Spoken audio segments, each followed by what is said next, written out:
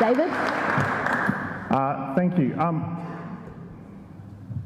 On this issue, I mean, you know, we're happy to cooperate with other parties, but we're in a situation at the moment where we have the Liberal Democrats replaced the Green in South East Metro.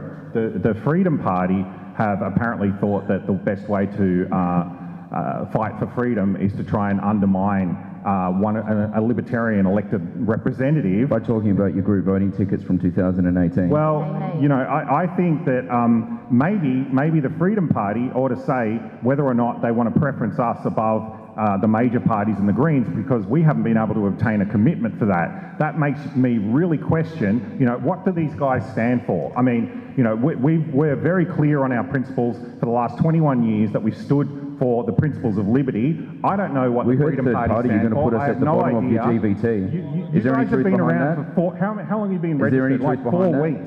You've been around for 4 weeks. When are you going to apologise to the people of Northern Metro when they voted one for Liberal Democrats and ended up getting Fiona Patten? I tell you what, in 2018, where were you?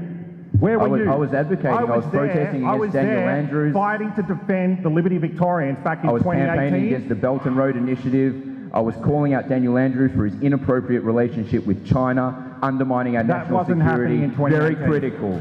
It was happening since he was elected to Premier in 2014. 6 trips to China, a memorandum of understanding behind closed doors. He circumvented DFAT. You know it was a security risk. You spoke at my protest. In 2018, no one had any idea what was going to happen with people like Fiona Patten. In fact, in 2014, when she got elected... We knew she was a radical leftist, though.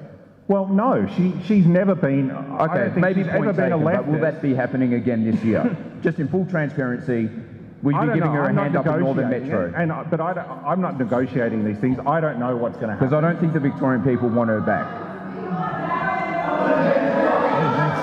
Nick. Sorry, can I just ask, do you guys want me to let this continue?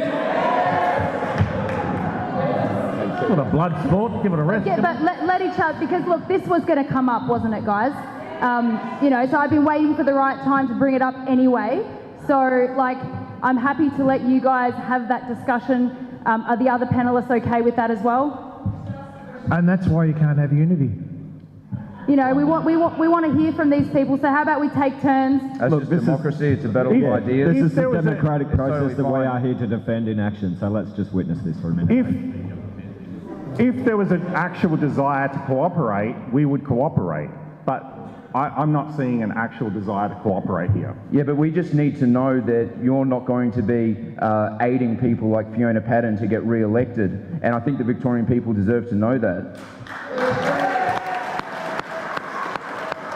So, who would have gotten elected in 2018 if it wasn't Fiona Patten? Do you know? It's not, well, she was it above would the have been Democratic the Victorian Labour Party. Socialists.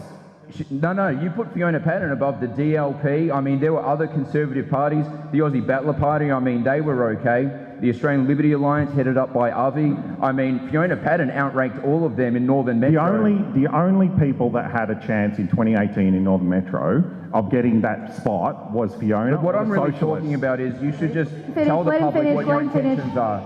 Would you have put the Socialists in? That's the question. That's the question. You put the Victorian Socialists above the Liberal Party. I mean, I'm not here backing the Liberal Party, but I would never vote Socialists above Liberals. Well, I wouldn't vote for any of them.